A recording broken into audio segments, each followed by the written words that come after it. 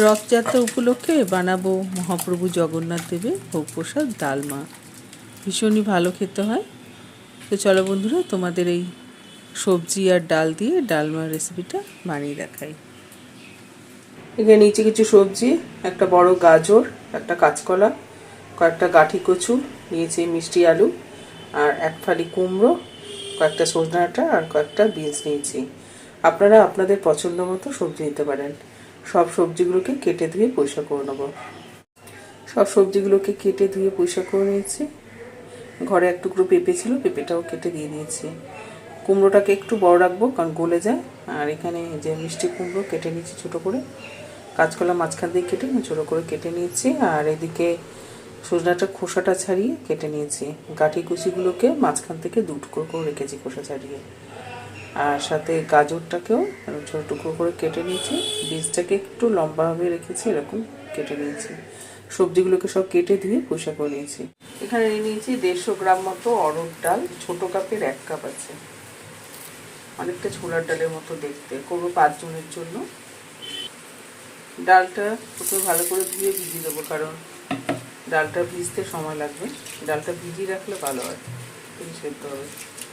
ভালো করে 3-4 বার ডালটা ধুয়ে নেবো জল দিয়ে। ডাল ভালো করে ধুয়ে নিয়েছি।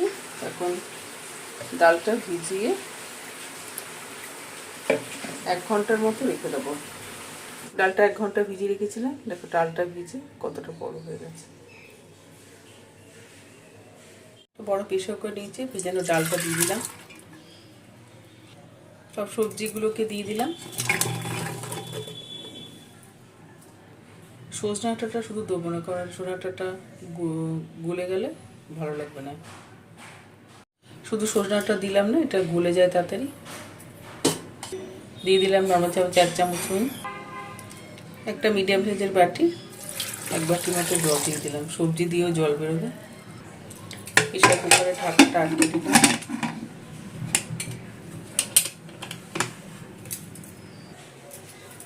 গ্যাসটা ধরিয়ে দিলাম। ধরিয়ে প্রেসার কুকারটা বসিয়ে দিলাম। এখন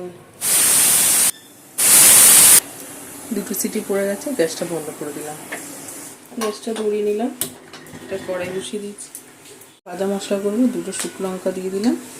তার সাথে দিয়ে দিলাম 2 চামচ মতো গোটা জিরে। গ্যাসটা বাড়িয়ে দিয়ে শুকনো খোলা একটু ভেজে নেব। ভাজা মশলাটা সুন্দর গন্ধ বেরিয়েছে, আর জিরে আর শুকনো লঙ্কাটা একটু কালচে কালচে হয়ে গেছে। গ্যাসটা বন্ধ করে দিলাম।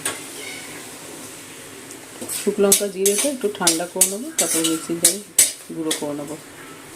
জার নিয়ে নিচে, এতে শুকনো লঙ্কার ভাজা জিরেটা দিয়ে দিলাম। এটা গুঁড়ো করে নেবো। ভাজা জিরে আর শুকনো লঙ্কাটা গুঁড়ো করে নিয়েছি। এই অবস্থায় ঢাকা দিয়ে রেখে দিলাম। 2টো সিটি মেরে দিয়েছিলাম, 10 মিনিট হয়ে গেছে। প্রেসারে বাষ্পটা বেরিয়ে গেছে।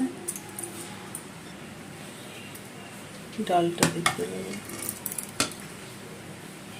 ডাল গলে গেছে। এই যে একদম ডাল গলে গেছে, যেহেতু ভেজানো ছিল। আর সবজিগুলো গলে গেছে। এর মধ্যে এই সজনা ডাঁটা এখন দিয়ে দিলাম।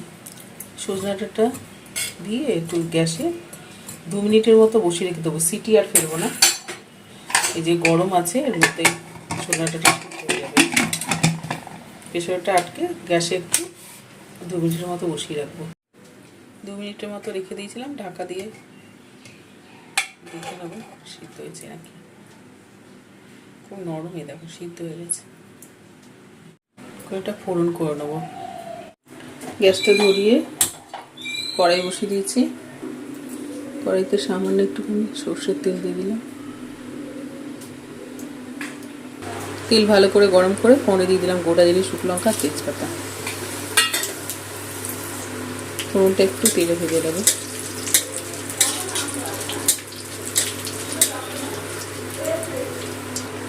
ফোড়নটা ভালো করে ভেজে নিয়েছি, ভালো গন্ধ বেরিয়েছে ফোড়নের। এর মধ্যে দিয়ে দিলাম 1 চামচ মতো হিং দিয়ে দিলাম। হিংটাও একটু তেলের, গ্যাসটা কমিয়ে দিয়েছি, হিংটা একটু তেলের মধ্যে ভেজে নিলাম। হিংটা অল্প ভেজে দিয়ে দিলাম 1/2 চামচ মতো হলুদ গুঁড়ো। হলুদ গুঁড়োটা একটু তেলের মধ্যে নেড়ে নেব। এরপর এর মধ্যে দিয়ে দিলাম আদা কাঁচা লঙ্কা বাটা। আদা কাঁচা লঙ্কাটাও অল্প করবো না, জাস্ট একটু তেলের মধ্যে নেড়ে নেব, খুব বেশি ভাজার দরকার নেই, আদার কাঁচা গন্ধটাই ভালো লাগবে। সিদ্ধ করা সবজিটা শুরু করে নিলাম। প্রেসার কুকারটা দিয়ে ছোটো বাটি 1 বাটির মতো জল দিয়ে দিলাম। ডাল একটু মিষ্টি মিষ্টি ভালো লাগে, তাই 1/2 চামচ মতো চিনি দিয়ে দিলাম। এর মধ্যে 1 চামচ মতো ঘি দিয়ে দিলাম। ডালের মধ্যে ঘিটা দিলে ভালো লাগে। এখন যা যা দিয়েছি সব কিছু ভালো করে সবজি আর ডালের সাথে মিশিয়ে একটু ফুটিয়ে নেব। ফোড়নের সাথে ডালটা কিছুক্ষণ একটু ফুটিয়ে নেব।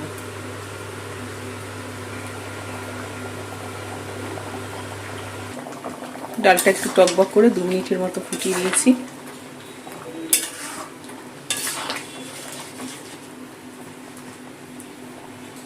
ডালটা ফোড়নের সাথে 2 মিনিট ফুটে গেছে। ঘরে একটু শুকনো নারকেল ছিল, গ্রেটারে কুড়িয়ে একটু দিয়ে দিলাম থেকে।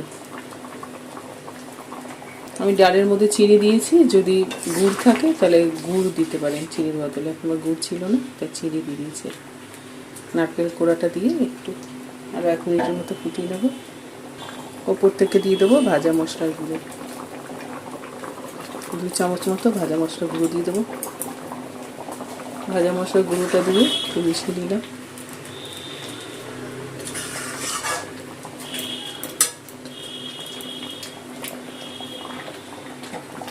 ফুটিয়ে নিয়েছি, গ্যাসটা বন্ধ করে দিলাম। তৈরি হয়ে গেল জগন্নাথ দেবের একটা ভোগের রেসিপি, ডালমা।